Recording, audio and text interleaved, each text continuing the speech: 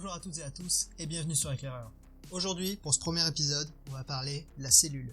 En fait, je veux juste vous montrer à quel point cette brique élémentaire du vivant est une merveille d'ingéniosité. Alors vous êtes prêts? C'est parti!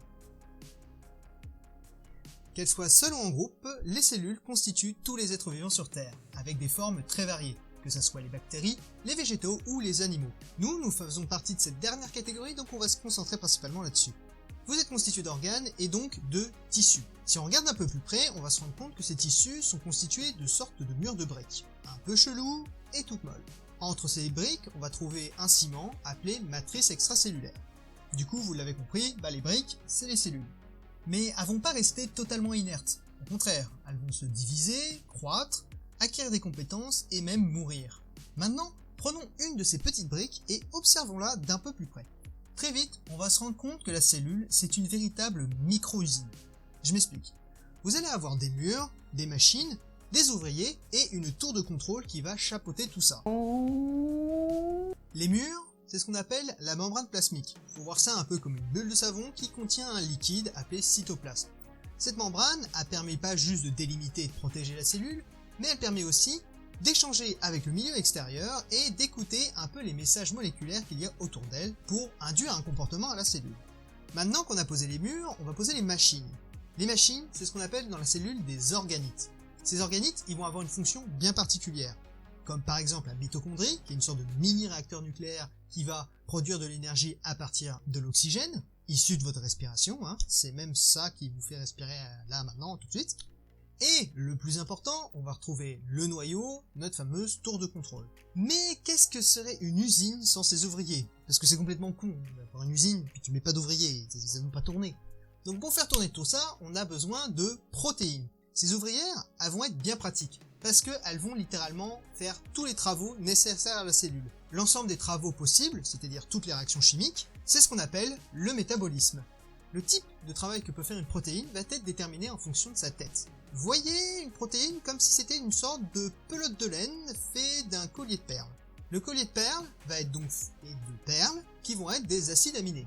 Ces acides aminés vont se recroqueviller les uns par rapport aux autres et former une sorte de pelote. Changez l'ordre du collier de perles et vous obtiendrez une autre type de pelote, capable de faire tout un tas de trucs différents. Cet ordre du collier de perles, il vient pas de nulle part. Il vient d'un code barre. C'est littéralement un négatif de l'ordre de notre collier de perles. On peut voir ça un peu comme un plan qui va être lu par la cellule. Pour ça, il va passer dans une machine appelée ribosome, et au fur et à mesure qu'il va passer dans la machine, on va coller des colliers de perles en fonction des instructions. Un plan d'instruction va former une protéine. Ce code barre, on l'appelle l'ARN. Ce qu'il faut retenir, c'est qu'il est présent en plein d'exemplaires dans la cellule et il vient d'un bouquin d'instructions. Ce livre d'instructions, il se situe dans le matériel génétique. En effet, ces livres d'instructions sont ce qu'on appelle des gènes, en grec origine. Ces gènes vont constituer des étagères. Ce sont littéralement l'endroit où sont stockés les livres, et ça, ce sont des chromosomes.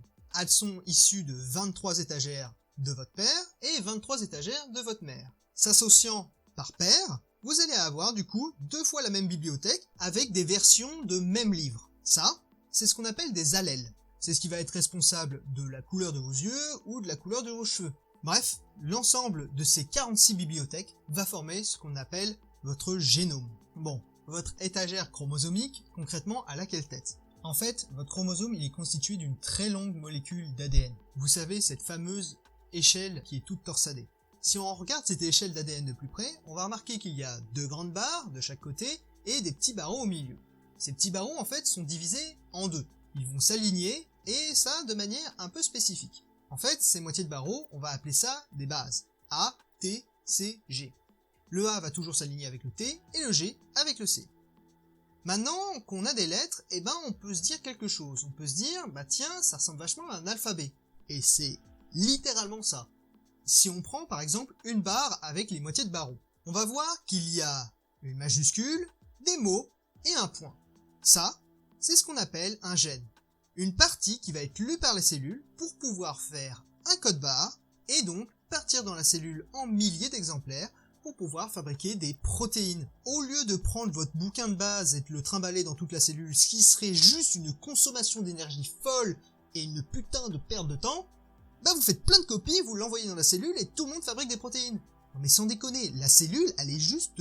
c'est trop bien. Mais c'est pas tout. Et c'est pas fini. Parce que ouais, on peut se dire la question, ok mec, t'es en train de me dire que toutes nos cellules ont un même génome. Ces fameux 46 rangées de bibliothèque. Bah alors comment ça se fait que tous les livres sont pas lus de la même façon dans toutes les cellules et donc du coup qu'on ait les mêmes cellules partout? Et dans ce cas-là, bah je vous dirais, bah oui. Oui.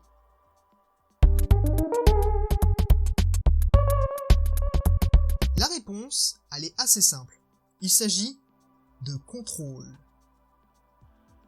En fait, à chaque étape du gène jusqu'à la production de la protéine, on peut réguler la production. C'est-à-dire que par exemple, les gènes peuvent être lus ou non, ou bien, ne serait-ce que sur le code barre, eh bien, de l'empêcher d'être lu par la machine qui fabrique les protéines. Et même, on peut directement envoyer vos protéines en RTT pour faire que, bah, elles font pas le boulot, et puis, nyeh.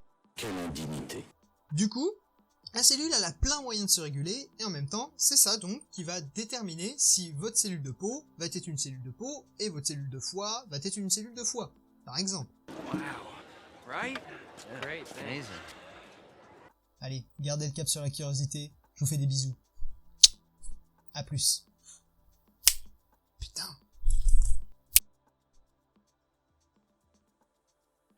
Le mec, tu sais ce qu'il me dit? Il me dit, ouais, votre téléporteur, il est pas sous garantie et tout. J'aurais pu finir dans la pièce d'un côté. Mais tu mets quoi dans ton café? J'aurais pas eu l'air d'un con. Faudrait un jour que je mette du café réellement dans cette tasse. Non, c'est de la merde.